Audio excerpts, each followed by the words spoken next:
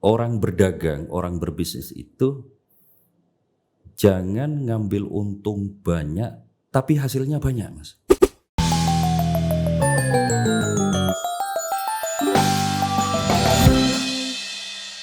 Halo, selamat ketemu lagi dengan saya Pudut EA, Kepala Suku Mojo, bersama tamu agung, Mas Edi Mulyono. Iya. Mas Edi ini paling banyak diminta sebetulnya untuk jadi tamu podcast di Mojo, dengan berbagai predikatnya yang sangat lengkap. Beliau ini kandidat doktoral secara intelektual gitu ya. Rampung-rampung. Tapi banyak yang nggak selesai-selesai memang kalau doktoral ya. Insya Allah. Tapi ya dari sisi intelektualitasnya sudah tidak meragukan lagi. Pebisnis buku yang sangat berhasil di Jogja. Alhamdulillah. Diva Press Group. Iya. Dan sekarang ini beliau mengejutkan banyak publik Jogja dengan berdirinya basa-basi kedai kopi, apa istilahnya apa, kedai kopi. Iya. Kedai kopi basa-basi. Nah, dan ada situs webnya. Situs webnya masih ya, Mas ya? Masih. Situs web basa-basi itu tentang sastra ya, Mas ya? Iya. Puisi cerpen gitu. Puisi cerpen. Dan beliau ini yang luar biasa juga, bertahun-tahun membuat acara yang banyak membantu penulis dengan kegiatan apa ya, kampus fiksi. Iya. Betul. Sudah berapa tahun Mas kampus fiksi itu? Kampus fiksi itu 4 tahun ya. 4 tahun. Cuman memang sejak 2016 divakumkan dulu. Alasan vakumnya saya tak nyoba dunia kafe dulu. itu. Lengkap ini. Jadi kalau misalnya ada yang ada penghargaan untuk pendatang di Jogja gitu ya, yang punya kontribusi sosial dan ekonomi yang luar biasa, saya kira salah satunya Mas Di. Saya pikir Anda itu mau nyalon jadi Bupati Sleman ya Mas. Kan modalnya sudah cukup, modal sosial, modal nggak tertarik Mas? Enggak ya. Udah gini aja lah saya. Mas. Iya Mas. Berapa usia Diva Press Group? Ini masuk tahun ke-20 ya.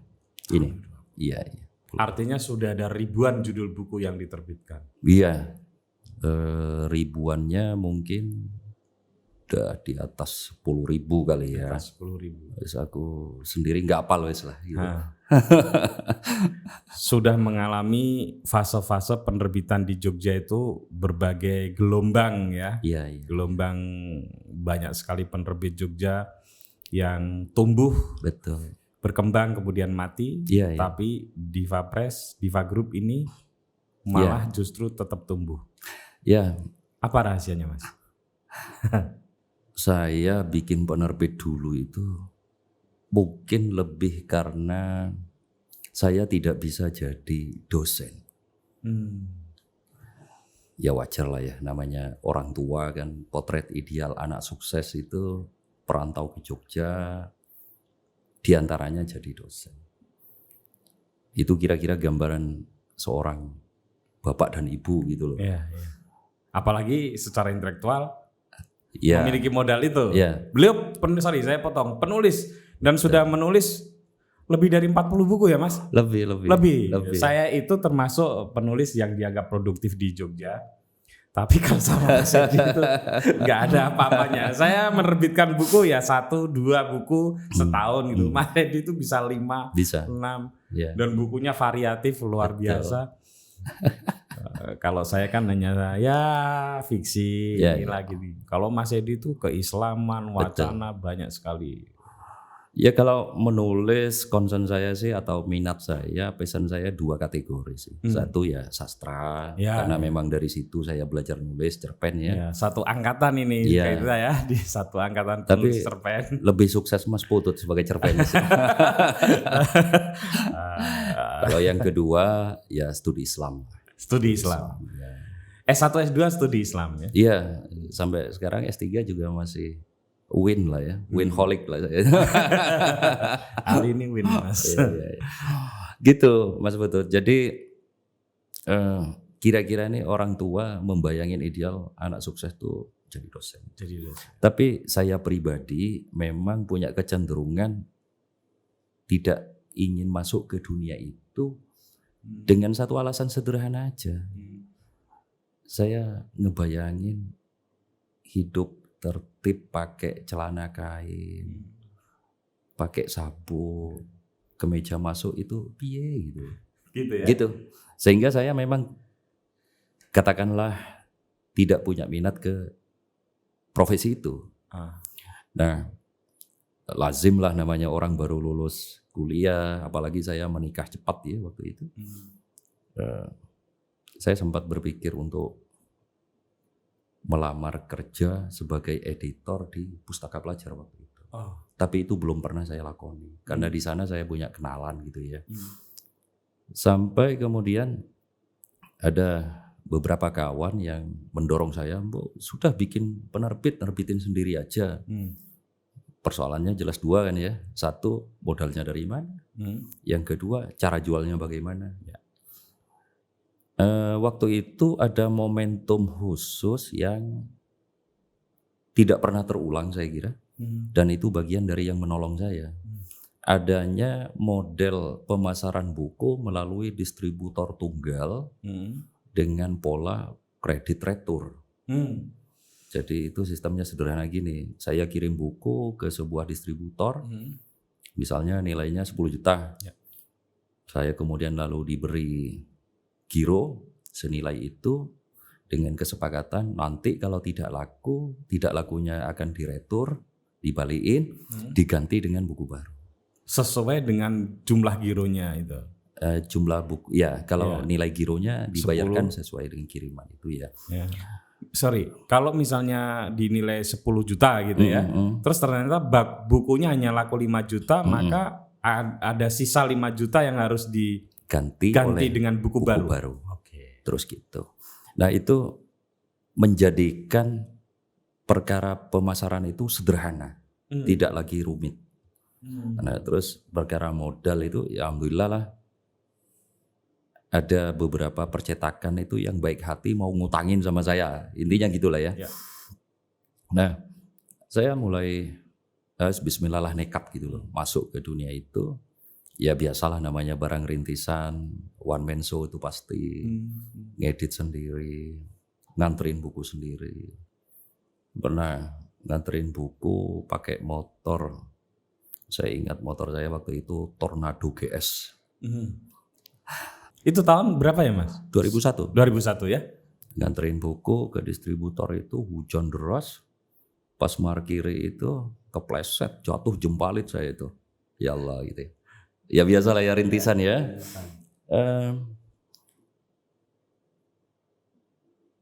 Pola pemasaran kredit retur gitu menjadikan urusan pemasaran simpel tapi sekaligus bom waktu. Nah, dilalai saya ini ya lurus-lurus aja lah gitu loh kira-kira gitu. Punya duit ya wes makan seperlunya. Enggak aneh-aneh lah gitu. Yang saya maksud bom waktu itu gini. Saya ngirim buku senilai 20 juta misal. Dikasih giro. Giro itu wah ini duit kan 20 juta. Tapi seiring waktu akan ada retur terhadap buku yang tidak laku. Maka itu ketika gulung terus, nanti di suatu masa akan terjadi saya ngirim buku senilai 50 juta, tapi nggak ada duitnya. Nggak ada duitnya karena dipotong retur. Atau duitnya dipotong retur 40 juta sisa 10. Gitu. Nah, maka terjadi ya kalau dipandang dari hari ini cerita-cerita lucu ya masa itu. Ada seorang distributor yang ini mana penerbit ini kok nggak pernah kirim barang, returnya banyak gitu. Akhirnya didatangi ke rumahnya, kontraannya ya tepatnya. Lalu si penerbit bilang, Pak saya udah nggak nerbitin buku ya. Lalu gimana terus urusan returnya? Itu Pak, duitnya udah saya beliin sofa sama spring bed, Bapak ambil aja lah.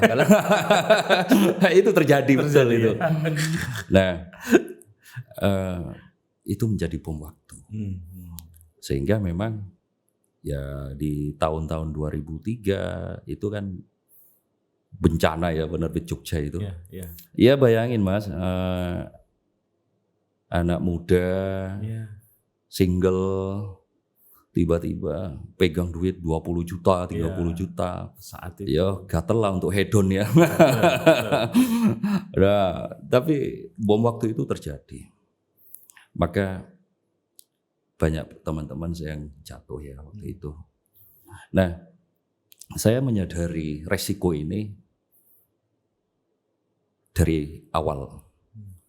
Tapi waktu itu kan saya belum punya kemungkinan opsi-opsi untuk memperbaiki pemasaran.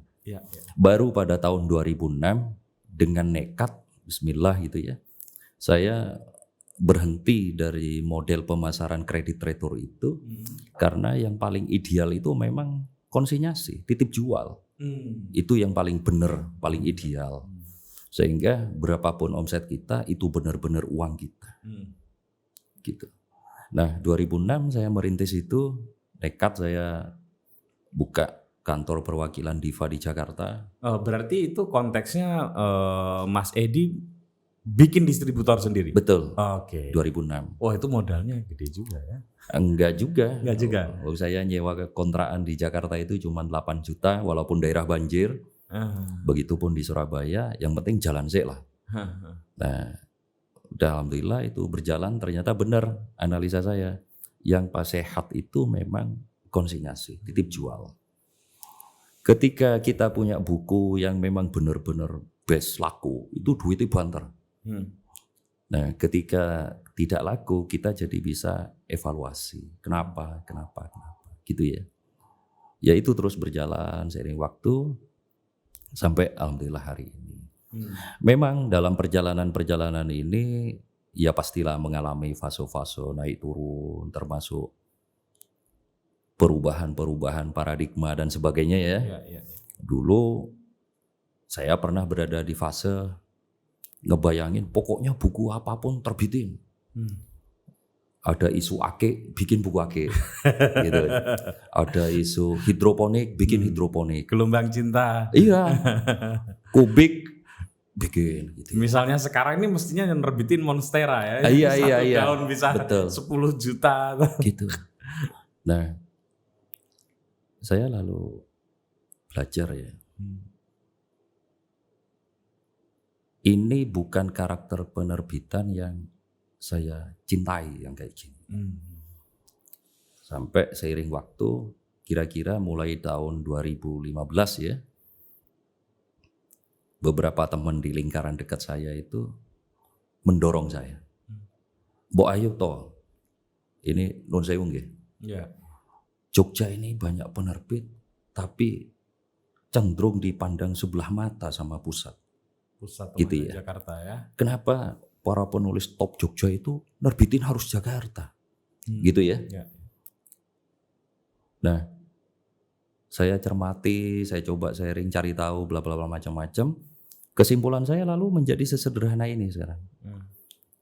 Oke, kalau kita pengen jadi penerbit yang berkelas, kita harus penuhi 3 hal. 1, muliakan penulis sesuai dengan komitmen. Saya langsung gitu. ya. Jadi ini tantangan serius kalau kita pengen menuju ke fase berkelas. Muliakan penulis sesuai komitmen. Ya wes gitulah ya. Adalah sebagian yang terseok-seok jadi persoalan. Dan saya pandang itu alamiah, logis, masuk akal. Janganlah kok lalu penulis yang bertanya tentang royalti kok dipandang penulis kok orang asketis. Enggak gitu. Itu hak mereka. Nah, kita penerbit ini harus ingat bahwa yang kita jual itu konten. Kalau si pemilik konten itu males, hidupnya susah. iya, itu pasti juga susah untuk berkarya dengan baik. Betul. Gitu ya. Jadi di fase hak dan kewajiban kepada penulis, kita memang harus menaikkan derajat ke level yang pantas. Ya. Syukur-syukur bisa melampaui. Itu kan soal hitungan saja. Iya toh? Ya. Jadi hari ini menjadi biasa saja buat saya untuk Nun Sewu bayari royalti penulis 30 juta. Bahkan pernah di atas 100 juta satu orang. Pernah. Itu biasa saja sekarang. Kalau dulu mungkin ngebayangin bayarin naskah 5 juta, larang banget gitu ya. Betul. Gitu. Nah, kalau kita bisa begini, Mas Takung kan pasti bekerja tuh. Oke. Para penulis juga pasti menjadi getuk tular. Ada sahabat kita lah ya, Mas Agus Nur misal. Yeah. Saya nyebut nama ya. Beliau ini termasuk yang paling tidak sampai hari ini ya, ngasihkan semua naskahnya ke saya. Dan dia juga secara tidak saya minta gitu ya, sounding ke orang-orang di sekitarnya, terus di Mas Edi bagus, royaltinya gimana? Bagus, keren, gitu ya misalnya. Saya ngebayangin kalau semakin banyak penerbit begitu di Jogja, maka marwah kita ini akan naik. Itu satu. Yang kedua, sebagai produk harus digarap dengan serius, gitu. Baik itu penyuntingan, desain cover, sampai ke cetaknya. Kita sering terjebak pada angka-angka. Contoh, desain cover kalau di atas 500.000 mahal. Ya. Itu penerbit di Jakarta itu biasa bayari 2 juta. 2 juta. Nah pertanyaannya, kenapa kita mengatakan mahal dan Jakarta tidak? Iya. Kita hanya terkelabui oleh angka-angka. Bukunya, misal ya, Sujiwo Tejo. Misalnya nih kita jual 70.000. Ketika kita mengeluarkan biaya ekstra untuk garap cover yang istimewa, lalu bayar lebih mahal, apa masalahnya buku ini lalu dijual seharga 80.000? Orang tetap beli. Betul. Iya kan? Betul. Jadi pada titik ini mindset statistik di kepala kita harus diberesi. Ya. Gitu. Dan semuanya harus digarap dengan serius, bertanggung jawab gitu. Dari hulu ke hilir. Nah, dalam proses pengerjaan ini penulis harus disenangkan. Maunya penulis bagaimana? Misalnya ilustrasi. Semua itu sebenarnya sederhana. Itu semua adalah kalau terkait dengan pengeluaran setara dengan biaya produksi. Ya. Kenapa tidak dimasukkan ke dalam kalkulasi, hitungan lalu dibagi sekian, dijual, selesai. Ya. Selesai. Gitu ya. Nah, terus yang ketiga tentu penulis ingin bukunya itu tersebar. Maka kemampuan mendistribusikan baik di online ataupun di offline-nya itu juga harus menjadi nilai tawar yang kita berikan ke mereka. Sehingga teman-teman penulis itu sekarang melirik Jogja gitu loh. Oh di Jogja ada Mas Edi. Oh di Jogja ada Mas Putut. Dan saya berharap dan berdoa serta mendorong, ayolah Jogja ini bisa kok, bisa. Asalkan punya komitmen untuk itu tadi. Ya. Dan terus terang buku Mojo ini ya konteksnya itu berutang budi sama Mas Edi. Ya biasa kami kan bisnis pemula itu. Ketika mau kolaps beberapa kali ya kita konsultasinya ke Mas Edi. Dan luar biasanya Mas Edi ini selalu kalau ngasih kiat itu sederhana tapi manjur. Gitu. Alhamdulillah. Dan yang saya suka dari Mas Edi juga adalah kalau ngomong tuh selalu produktif. Nggak pernah kita kalau ketemu ya ngerasani uang apa. Mas Edi tuh ya mau ngobrol apa nih? Bisnis, oke. Jelasin bisnis begini.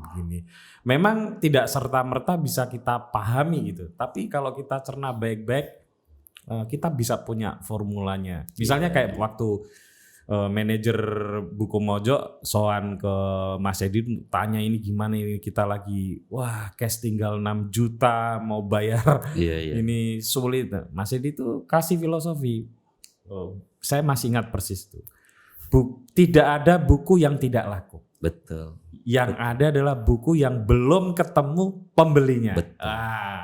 Cara menemukan pembelinya inilah yang harus kita breakdown. Makanya gini Mas Putut. Saya sering ditanya sama teman-teman gitu ya. Gimana masa depan buku? Jawaban saya satu dan tidak pernah berubah. Saya optimis dan happy dengan buku. Tapi kan tentu ada syarat yang harus dipenuhi. Ya tadi itu diantaranya. Ayolah teman-teman, kita bikin buku yang benar-benar keren. Apapun kategorinya. Gitu. Karena buku yang digarap dengan baik itu cepat atau lambat akan terbeli oleh orang. Akan menemukan pembelinya. Betul. Tapi kalau buku sebagus apapun konten aslinya digarap dengan kacau, itu juga akan ditinggalkan oleh orang. Gitu. Maka persoalannya kan tinggal gini, ini akan laku bulan ini, bulan depan, tahun depan, 2 tahun lagi. Itu. Nah itu akhirnya tergantung dengan intern masing-masing penerbit. Benar. Kalau di bahasa bisnis indeks saham itu, karena saya pernah sebentar di situ, tergantung ketahanan masing-masing penerbit dalam menopang durasi itu. Gitu. Tapi pengalaman menunjukkan bahwa buku-buku yang temanya evergreen, yang digarap dengan baik, itu bukan hanya habis, tetapi bisa dicetak lagi. Gitu. Walaupun butuh durasi 2 tahun, 3 tahun. Tapi kan namanya dagangan, kalau habis ya tetap jadi duit. Logikanya kan begitu. Betul. Gitu. Jadi target saya sekarang gini Mas Putu. Ayo kita nerbitin buku yang harus habis. Mau habis setahun gak apa-apa, 2 tahun gak apa-apa, 3 tahun gak apa-apa, bahkan 5 tahun gak apa-apa. Karena kalau habis, pasti itu berarti jadi duit. Tapi kalau tidak habis, misalnya udah di atas 5 tahun gak habis, berarti buku ini kan jadi sampah. Iya. Gitu. Ketika jadi sampah, tetap saja ada persoalan cash flow di situ. Ya. Nah, cara supaya buku kita habis, ya, bikinlah buku yang bagus, digarap dengan bagus. Gitu. Jadi nggak usah khawatir dengan tidak laku, pasti laku. Asalkan produk kita memang bagus. Gitu. Nah, itu. Ini rumusan penting. Kita pindah geser sedikit. Bikin penerbit berhasil. Bisnis yang lain nggak usah saya sebut tuh. Banyak sekali Mas Edi ini, ada bisnis umroh, ada kos-kosan, ada swalayan, semuanya berhasil. Tapi yang menarik, pindah ke kedai kopi. Karena begini, Jogja itu pusat kedai kopi. Betul. Dan saya tadi ngomong-ngomong di luar sebentar sama Mas Edi, memang benar. Ada teman yang lagi 2 bulan lalu itu mensurvei para pengusaha muda di Jogja. Kira-kira apa yang ada di kepala mereka kalau mau bisnis? Ternyata hampir 80% itu di otak mereka itu bikin kedai kopi. Iya, betul. Padahal tidak sesederhana yang kita kira. Betul. Saya sendiri pernah bikin 4 kali, 4-4-nya gagal. Mas Edi bikin sekali langsung, sekarang berapa Mas? Basa-basi? 7. Dan sebentar lagi mungkin tahun depan sudah ada di beberapa kota. Iya, insya Allah. Apa Mas kalau itu rumusnya? Gini, saya sering bercandain. Jadi setiap saya bikin unit usaha baru, saya bentuk manajemen di situ. Tujuan saya sederhana. Ayo kita boleh kembangin bisnis baru, kembangin bisnis yang sudah ada, tapi jangan bikin aku repot. Yang repot biar manajemen aja. Menarik. Mereka saya bayar mahal, saya kasih bonus bagus, kok nggak repot? Ya kalian yang repot lah, gitu loh. Cuman tentu manajemen yang saya bentuk ini pasti saya edukasi dalam durasi tertentu, gitu ya. Nah, bahasa saya ke teman-teman kafe itu basa-basi gini, kalian itu bagaikan bayi yang lahir di ruang VVIP JIH. Karena kalian lahir dari tangan saya. Bahasa membakar saya ke mereka ya. Motivasi. Ini sebenarnya bukan buat publik ini. Kenapa begitu? Karena gini, saya sudah menjalani dunia bisnis 20 tahun. Yang kedua, ya nuwun sewu, saya punya kapital. Yang ketiga, saya punya jaringan. Situasinya akan berbeda ketika misalnya Mas Ali misalnya bikin kafe. Ya. Dia bagaikan bayi yang lahir di puskesmas. Penuh keawaman, penuh keterbatasan, meraba-raba dan sebagainya. Nah, itu saya kira nomor satu dari bisnis ini. Langkah lebih maju ya dari bisnis kafe basa-basi ini. Nah, yang kedua, seiring waktu gitu ya, saya dan tim manajemen itu lalu menjadi peka di mana spot-spot itu yang potensial, gitu ya. Sehingga memilih tempat itu lalu menjadi perhatian yang sangat serius dan pertama. Bahasa saya gini, kalau sekalinya kita buka cabang kafe basa-basi ataupun dinamai apa aja nanti, perhatikan, tidak boleh ada opsi gagal. Tidak boleh. Kenapa begitu? Karena modalnya terlalu besar. Tapi kalau misalnya kita, yuk coba bikin warung burjo. Gagal nggak apa-apa. Karena modalnya tidak terlalu besar. Gitu. Agar tidak gagal, maka nomor satunya tempat harus diperhatikan. Pilihan lokasi.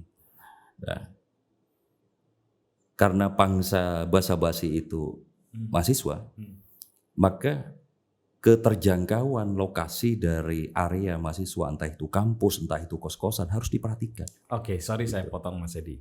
Tapi, nah ini yang menurut saya agak misterius. Salah satu cabang kafe basa-basi itu ada di jalur jalan yang saya kenal betul. Karena dulu mengantar kali anak saya ke TK itu selalu lewat jalan itu, yang di Condong Catur. Oh iya. Itu adalah daerah yang saya tuh tahu persis, tiap dibikin kedai makan atau kedai minum tuh selalu gagal orang di situ. Iya.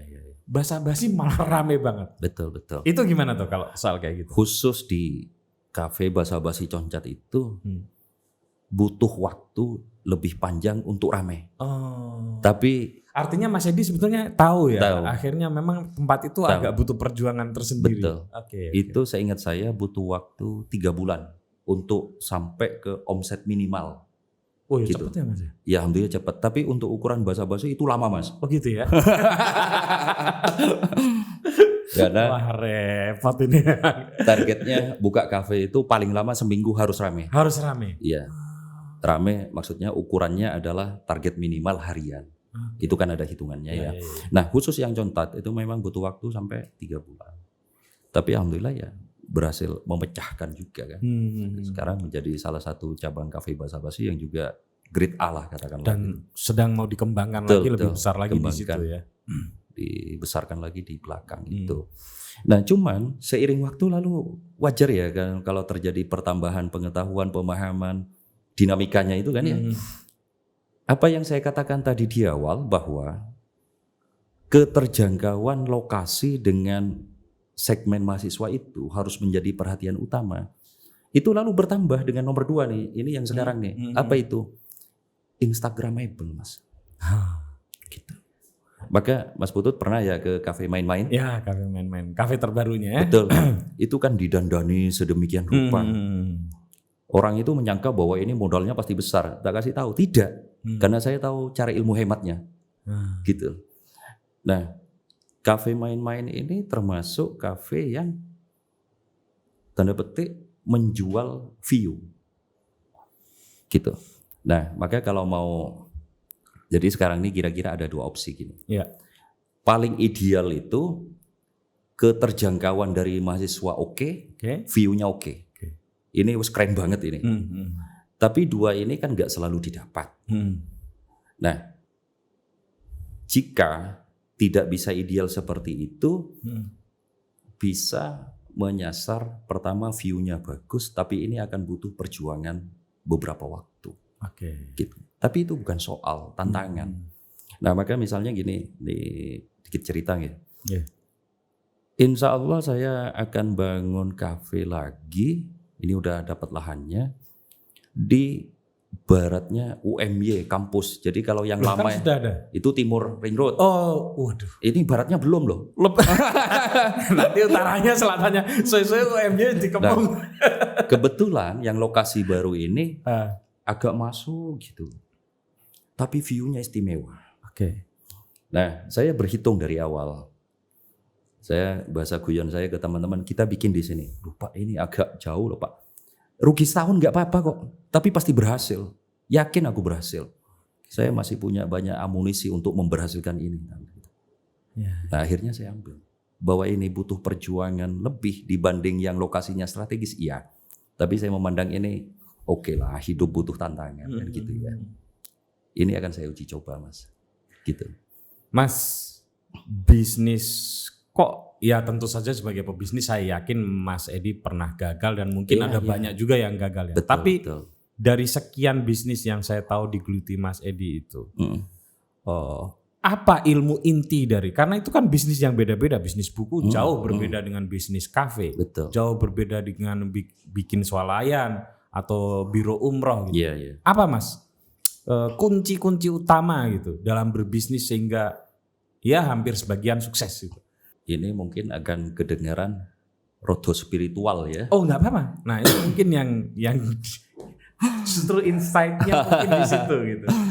Saya memandang dunia ini termasuk bisnis itu ruhnya itu, spirit paling dasarnya itu adalah kalau bahasa Al-Qur'annya itu antarodin. Kalau bahasa umumnya happy to happy.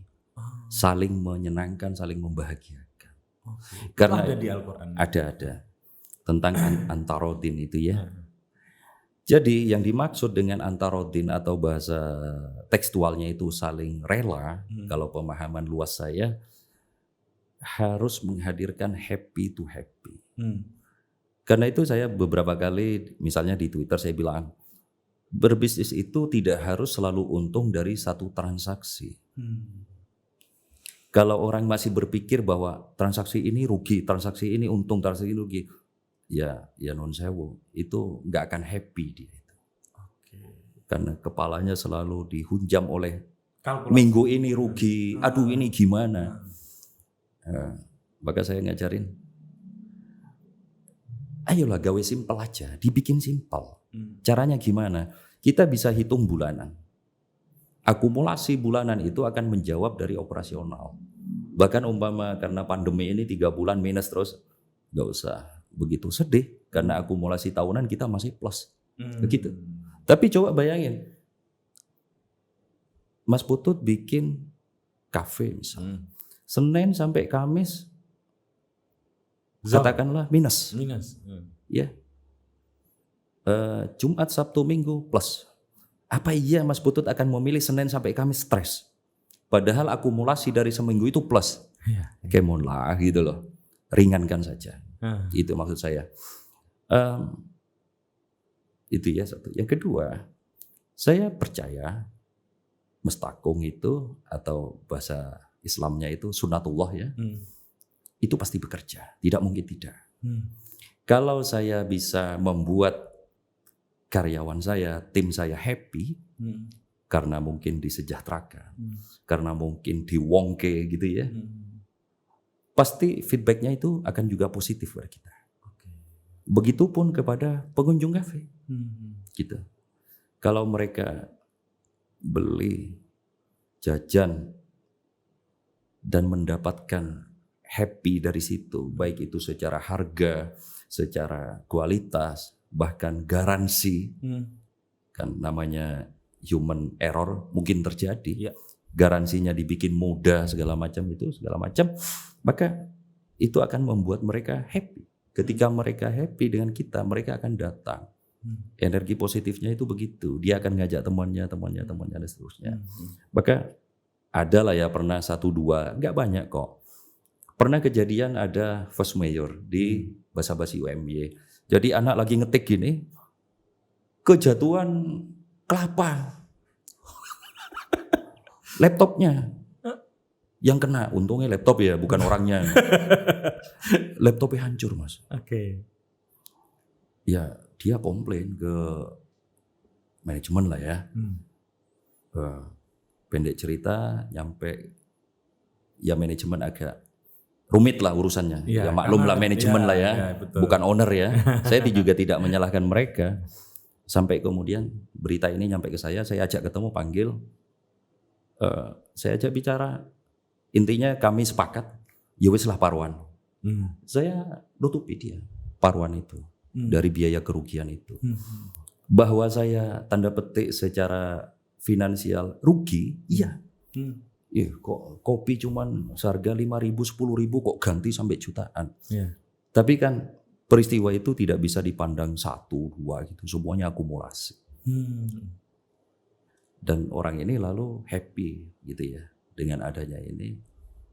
Ya, begitulah mustakumnya itu terjadi. Jadi saya kira kalau pertanyaannya kata kuncinya apa? Buatlah semua orang yang berada di lingkaran kita itu happy. Penulis happy. Gitu. Desain cover happy. Reseller happy. Jadi itu. Mas, dulu di kedai kopi Basa-Basi kenapa captive market yang dibidik gitu ya? Itu mahasiswa. Iya. Padahal Jogja dikenal dengan kelas menengahnya yang lagi berkembang. Iya, gitu ya. Ya tentu saja ini logika sebelum pandemi ya. Betul. Saya punya filosofi lah seperti ini.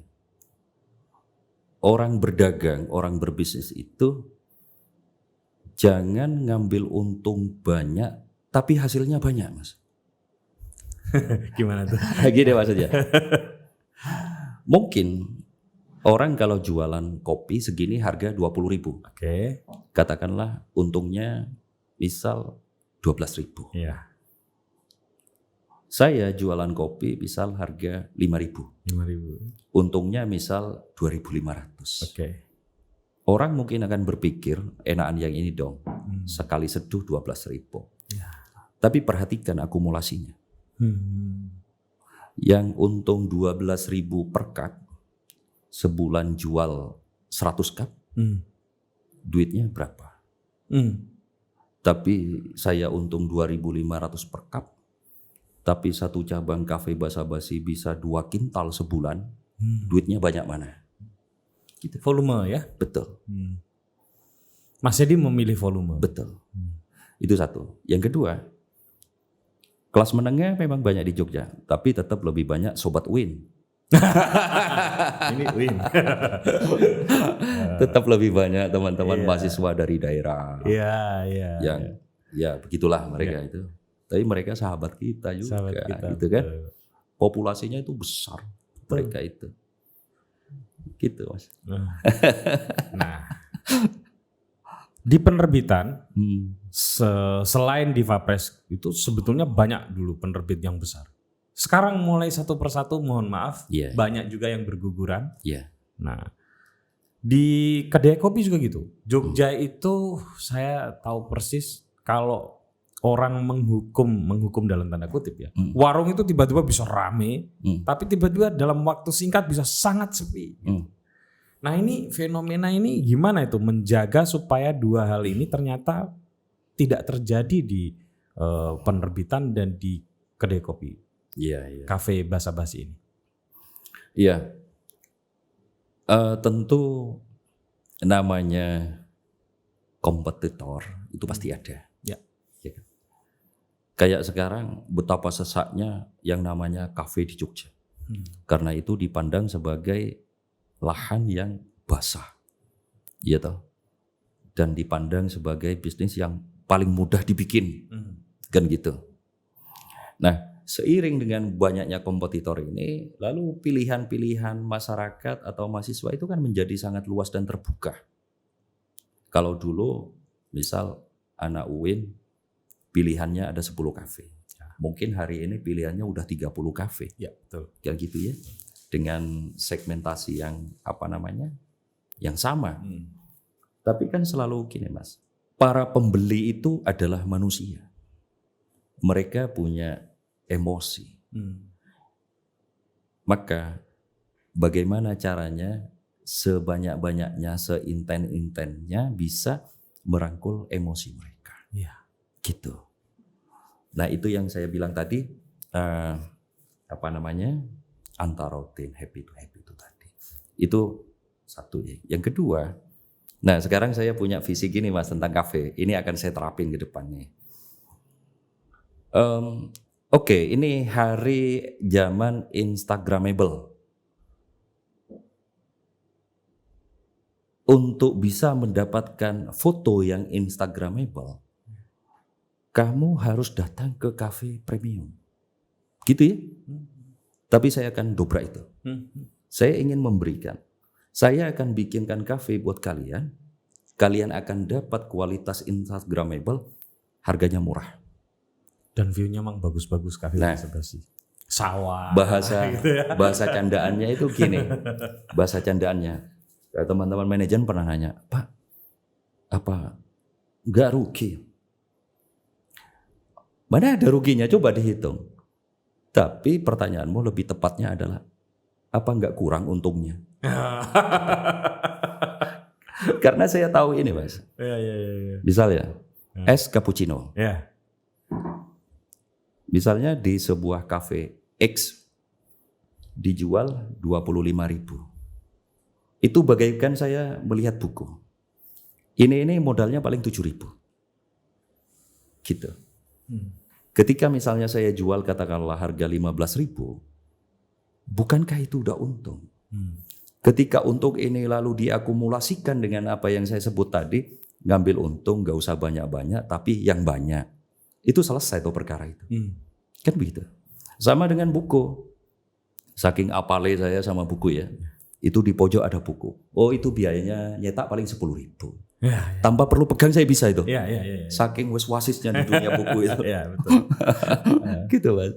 Nah Mas Edi ini penulis juga di Mojok. Pernah mendapatkan Mojok Award. Satu-satunya yang pernah. Karena setelah Mas Edi kita masih mikir belum ada yang layak untuk mendapatkan. Dan beliau paling banyak dulu menulis yang mendapatkan engagement cukup besar. Bukan hanya besar, sangat besar dari pembaca adalah saat menulis Otomojo. Iya, benar. Dan itu nggak main-main karena ternyata koleksi mobilnya termasuk banyak sekali, sering gonta-ganti mobil ya, maklum lah memang kaya. Tapi memang suka otomotif Mas. Betul. Mobil ya lebih tepatnya. Lebih tepatnya suka memang mobil. Suka. Tapi belakangan agak berkurang. Udah fase itu sudah selesai lah ya gitu. Mungkin lebih tepatnya gini, sejak saya akrab sama Propicius itu. Dia menginfeksi jiwa hedon saya itu. Dan saya harus kembali ke hitok hedon saya lah. Oh gitu. Canda Mas. Iya. Tapi belakangan memang sudah ini ya, mungkin umur juga atau gimana Mas? Iya, umur pastilah ya. Umur. Dulu tuh gonta-ganti mobil Mas Edi ini. Tapi ngomong-ngomong, mobil yang menurut Anda nggak apa-apa nyebut merek. Paling nyaman menurut Anda apa sih Mas? Kalau untuk antar kota, jumlah penumpang banyak, misalnya keluarga, Innova Matic Solar. Dah itu. Jelas Innova Matic. Kalau orang bertanya, yo enakan Alphard, saya bilang enggak. Karena tulisan pertama saya Otomojo kan ngece-ngece Alphard ya. Iya. Lebih enakan Innova gitu daripada Alphard ya. Kalau dalam kota, pilihan saya hari ini Jazz. Okay. Jadi itu rekomendasi dan saya setuju. saya kebetulan ngikutin ini. Mas Edi pernah merekomendasikan Innova. Jadi saya akhirnya sempat mengganti mobil saya dengan Innova. Dan memang ternyata suspensinya paling nyaman untuk perjalanan luar kota. Apalagi sekarang ya kereta sama pesawat terbang kan agak ribet ya. Jadi kalau mau keluar kota ya asal tidak menyeberang pulau, saya kira pilihan untuk naik mobil menjadi pilihan yang cukup baik gitu. Mas Edi terakhir apa yang merasa masih belum capek dalam dunia bisnis lah? Iya. Beberapa tahun lalu, kebetulan karena abah ibu saya udah almarhum semua ya. Adiknya abah itu, jadi Pak Le ya ke saya itu datang ke Jogja ke rumah saya, nginep beberapa hari. Lalu dia berkata, "Mbok, kamu berhentilah bisnisnya, apalagi yang dicari." Gitu ya. Ya khas pandangan orang sepuh lah ya. Saya waktu itu jawab gini, saya sebenarnya bisa saja berhenti berbisnis sekarang. Artinya tidak melakukan apapun, tidak mengembangkan apapun. Ya, uang sudah berdatangan. Betul, kira-kira begitulah ya. Tapi saya punya cita-cita yang kedua. Yang ini rasanya saya pikir-pikir akan saya pilih ini. Apa itu? Hari ini katakanlah alhamdulillah saya diberi kesehatan, diberi kapital, diberi potensi berpikir dan macam-macam yang katakanlah masih oke lah. Seluruh potensi ini jika saya gerakkan untuk mengembangkan bisnis apa yang bisa saya jangkau dan lakukan, kiranya itu akan lebih manfaat kepada orang lain. Maka misalnya kalau kayak di kafe saya itu kan 90% kan mahasiswa. Ya. Kepada mereka itu saya beri gini, Mas. Kalian boleh makan minum gratis di sini bukan hanya di saat nge-shift saja, tapi 24 jam. Jadi mereka itu ada di Jogja, bayangin mereka dari kampung Nun Sewu, kurang mampu keluarganya. Mereka ke Jogja sudah tidak perlu mikir uang makan. Lalu masih saya sediakan mes di tiap cabang itu, mereka tidak perlu lagi mikir kos. Oh, udah selesai sebenarnya. Selesai. Iya. Maka saya dorong mereka untuk kuliah. Cara saya mendorong gini diantaranya, saya akan subsidi SPP kalian dengan syarat tidak boleh lebih dari 10 semester, karena naik lebih 10 semester orang kuliah tenanan. Yang kedua IP minimal 3. Kalau ada itu yang agak berat ya. Tapi anak sekarang IP-nya bagus. Iya. Nah, ini yang saya sampaikan ke mereka. Maksud saya gini, ayolah kalian berasal dari latar yang nuwun sewu kurang mampu. Ini ada momentum kalian berada di Jogja, kumpul sama saya. Minim-minim itu jadi sarjana lah. Karena kalau orang sudah begitu, opsi-opsi untuk mendapatkan akses di masa depan itu lebih terbuka. Sehingga semoga ada di antara mereka yang lalu menjadi orang yang sukses lah katakanlah gitu. Nah, kalian wes sukses ya jangan lupa sama adik-adik semua yang itu yang menjadi spirit saya. Nah, saya nggak tahu ya Mas Putut, sampai di usia berapa saya akan terus berkecimpung bergerak di dunia bisnis ini. Tapi saya memandang bahwa nampaknya kotak hidup saya memang di bidang itu. Dan saya akan lakukan itu. Semoga semakin banyak memberikan manfaat aja kepada orang lain. Amin. Gitu aja. Amin. Gitu Mas. Tapi Mas, darah bisnis itu nggak ada di keluarga atau memang ada bibit-bibit atau ya ekosistem bisnis di keluarga gitu? Ya khas keluarga sederhana di Madura ya, cuman jualan kelontongan gitu. Mas Edi ini Sumenep ya? Iya. Jadi kalau istilahnya darah pengusaha enggak ada. Nggak ada. Tapi kalau darah pedagang ya itulah. Pedagang-pedagang kampung biasa ya. Gitu. Oke, teman-teman, sebetulnya nanti ada sesi khusus lah. Saya pengen yang khusus, yang spiritual. Karena ini kiai ini Mas. Malah jadi pengajian nanti. Oh, sebelum diakhiri. Selalu ada solawatan tuh Mas di kedai di kafe Basa Basi. Apa itu ininya? Solawatan, tarian Rumi. Ya betul. Nah, itu. Lah toh spiritual tenan. Nah, enggak apa-apa. Sebagai penutup kuncian. Saya termasuk orang yang percaya bahwa orang hidup itu harus punya tirakatan. Gini, yang dimaksud tirakatan bukanlah lalu harus berbaiat kepada sebuah tarekat ataupun menyepi di gunung, di gua, tidak. Tetapi harus punya satu amalan yang dia itu nyaman sekali dengan ini, klik banget, paham betul, menggetarkan. Kira-kira begitulah ya. Nah, dilalai sholawat adalah kelangenan saya. Gitu ya. Nah, kalau pertanyaannya kenapa kok milih sholawat? Jadi kira-kiranya itu gini, Mas. Di